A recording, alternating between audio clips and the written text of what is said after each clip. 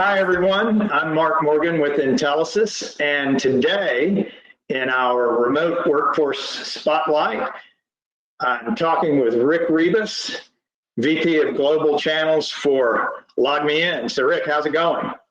Great, Mark. Thanks for having me. Excited to be on with you guys. Well, it's good to see you again. Last time you and I talked, you were wearing a Intelisys shirt. Oh, there you go, in the Intelisys hat. You know, what made you want to join LogMeIn? Was it me? Did I cause it? I can't say that in public, but you know, it's a great question. I've obviously been asked it a lot. As I look at my career, I've had, it looks like a 10-year itch. So this is only my fourth run in 35 years, and everyone's gone about 10 years. And you know, I went to the kickoff, so I do blame you. You probably sent me to their sales kickoff, but I went to the sales kickoff, and yeah, I've been calling it a Jetson moment because I saw the future. I saw products and services that aren't known. I mean, they're not shouting them from the rooftop in the channel, yet they're available. I'm like, I'm your largest partner, and I don't know about these.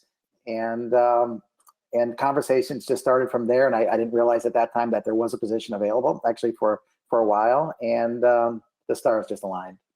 Well, cool. You know, it's you know, I've had a lot of questions. A lot of people have called us, asked about you, and yeah, one of the key questions is that I've got is I think most of the channel is you know, at least our partner channel, Intelisys. You know, they're familiar with Jive. Yeah, and you know, which Jive is now called what? Go to Connect. Yep. And okay, so they're familiar with those things, but they're really not familiar with the other LogMeIn offerings. So what can you share with the channel around that and the partner community around that? Sure. Well, to start with, just so everyone knows, our channel, our collaboration is 75% of our business is channel, and a huge part of that is master agent. So first of all, thank you. Second of all, the product set is really what drew me here. If it was just voice and maybe a little bit of video, I could have gone anywhere if I really wanted to, you know, and done that. But after 35 years or 33 years of doing this, you know, the remote access products such as LastPass Identity, LastPass Enterprise, go to Connect, obviously, Rescue Assist. I mean, products like that, Rescue and Rescue Assist, just in these times, you know, not knowing there would be a crisis in front of us, but with what's going on in the world, have increased by, you know, 400% plus right now. So that product set, knowing that, you know, this is where we're all heading, we thought in 2022, 2024, 28, which has just been accelerated to today's reality. So what does Rescue Assist, what's the primary advantage it brings to the channel? What's the opportunity it brings? Well, everybody now, with everybody working remote, people need to access systems, need to access data remotely, and need to access devices. So this is controlling how people, first of all, allowing them to access these instruments, how they access it, and securing it so they're only certain people can access them. Obviously, you know, passwords, but there's also geo restrictions you can put on some of these using LastPass, so that you can say, hey, I only want people that are within this geography or 100 miles from this area to be able to access this platform. So it's really just controlling, because obviously with so many people working remote, having access to systems and data is important, but you need to control it. Okay, well, cool. So, you know, as you think about it, you know, I think, I'm not sure if you were, yeah, you were still with us when we went remote back in, God, how long ago has that been? I think it's been since March. You know, as you know, I think we all are learning lessons along the way. Every opportunity that people are talking about is how do we continue to enable companies to remain in business as all of their employees go remote. You know, so how do you see businesses changing as they look to support their, their remote work strategy? And how do you guys look at the critical elements they need in order to be successful? Yeah. Well, again, I don't think it's a lot of people are calling it a new norm. I think it's just an accelerated evolution of where people were heading already. So, yeah. Companies have been working. I mean, LogMeIn, I've asked some people recently, I said, listen, before COVID, was anybody actually on the good old fashioned telephone? And they actually weren't, not too often. I make phone calls just for a break nowadays, isn't that right? Just to get our eyes off of the screens. And they're like, you're calling me? I'm like, but companies have no choice but to evolve.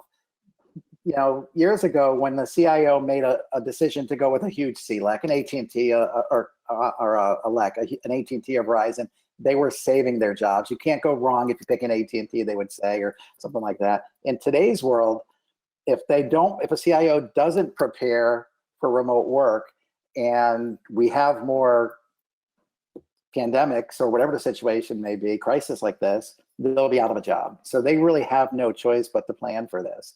And the data coming back right now, internally for us, 92% of the employees are saying that they would rather not come back full time. Obviously, I mean, it makes sense. But the give and take on this is, from an employee standpoint, if they can be more productive, not spend hours in traffic. As you know, if you're in a big metropolitan area, you're in Atlanta, LA, New York, and you're dealing with traffic, you're wasting 2-3 hours of your time. The carbon footprint we're leaving behind nowadays. I mean, just that factor alone in the environment was going to lead to this virtual evolution that we're seeing right now. So companies are adapting, but what they have to remember is they need to keep the culture, keep people in touch, and they can't just rely on 100% virtual.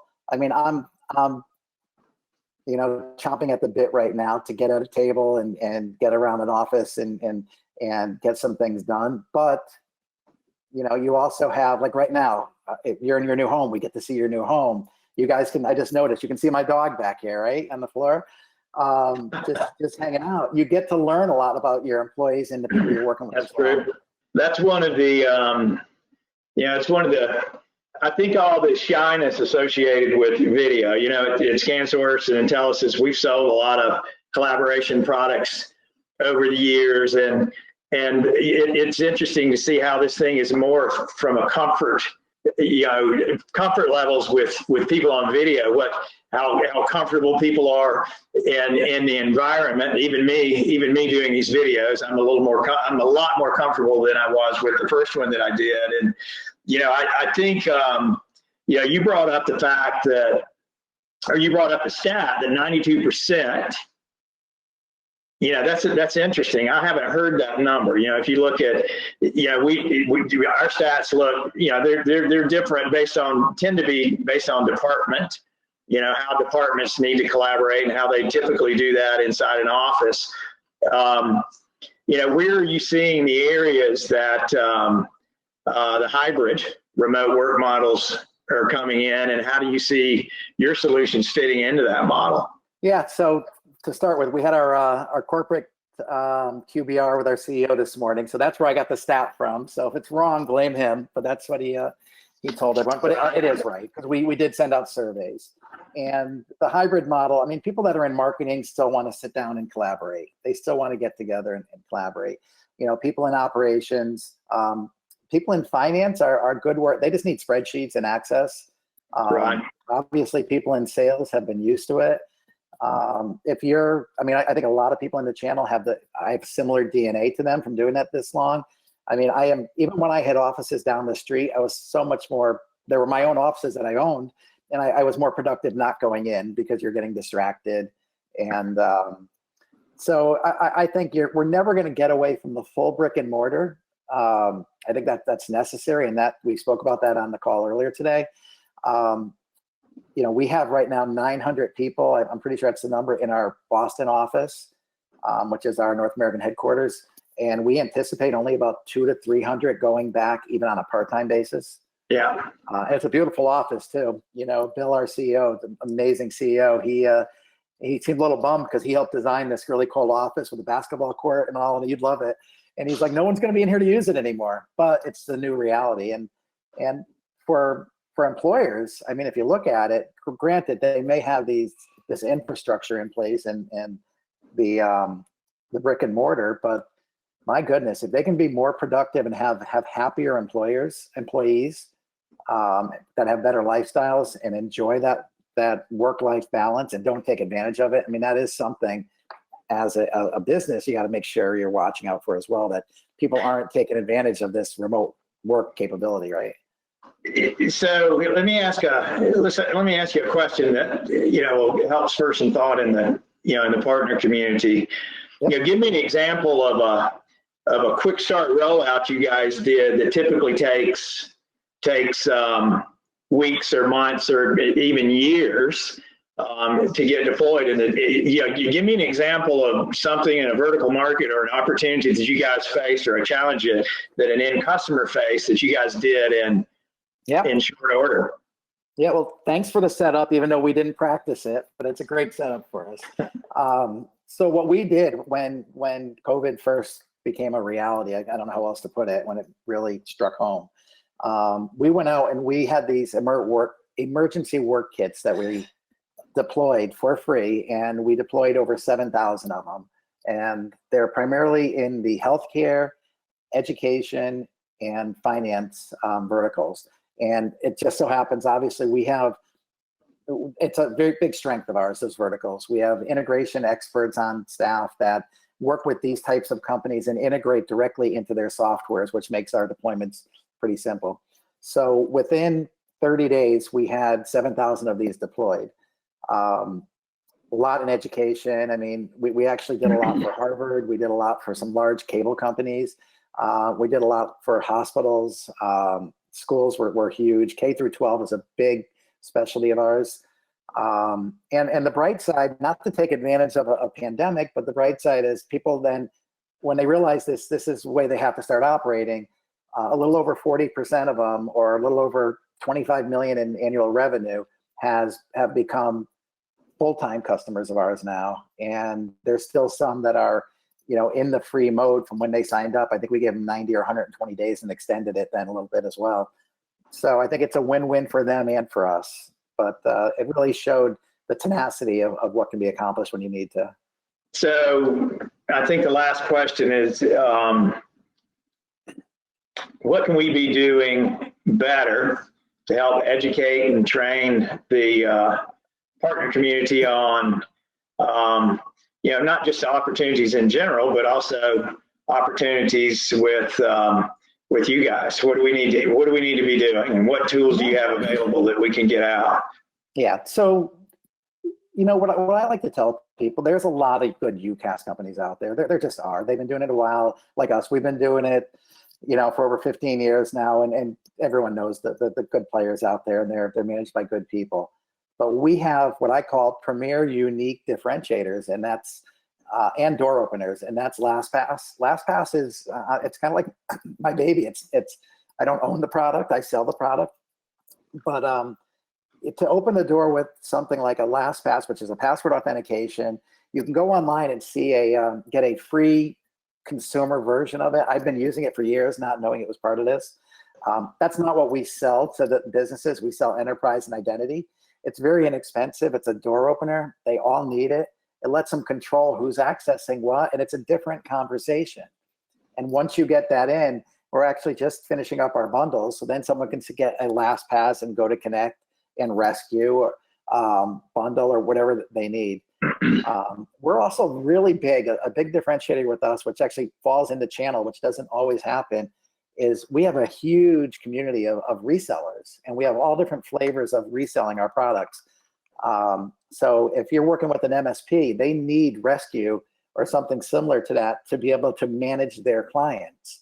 So we have programs that allow us to pass on discounts to them, which then allows them to offer it to their clients. And they then charge their clients. We bill them, they bill the client. But it's a static number, so it's not like they have to worry about usage or anything like that. And that's a huge play for us. So I think just think outside the box. Don't always think about voice. Video, last quarter, just so you know, we had 5.3 billion minutes in video. It's gone up. We've hit our number in April that we expected to hit for 2020. So obviously it's a big play, and ours is like, it's commercial grade. Let's put it that way. That 5.3 billion isn't grandma's birthday party. Right. Well, I think I did about 500 million of those minutes. So, so one last question. You touched on healthcare. You touched on education. What's another vertical market that may be overlooked by the partner communities that they should be targeting? Yeah, good question. I was just reading up on some of that. Just got to remember it. So healthcare, finance actually has made a big pivot over to virtual, where they weren't too comfortable with it before. Right. Legal as well, obviously. But our sweet spots are insurance as well. Insurance, healthcare, K through 12, where we're the leader by far on K through 12. Okay. Well, look, we're running out of time. Last question for you is, oh, that's my wife calling.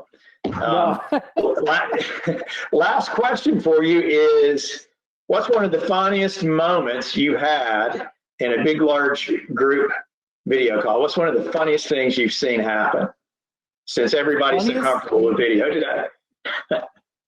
Wow.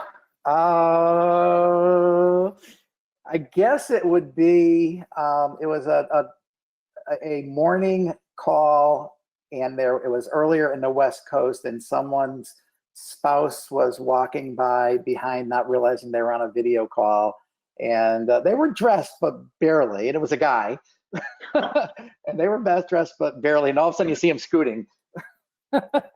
Yeah. I think it runs the gamut. I've seen everything from a big boa constrictor on a sofa to other craziness. So yeah. So anyhow, we're out of time. It's great to see you again. Thanks for your time, and we look forward to helping you guys grow in the channel. We appreciate everything you do for us. So thanks, Mark. I appreciate you guys as well. Thank you. Peace.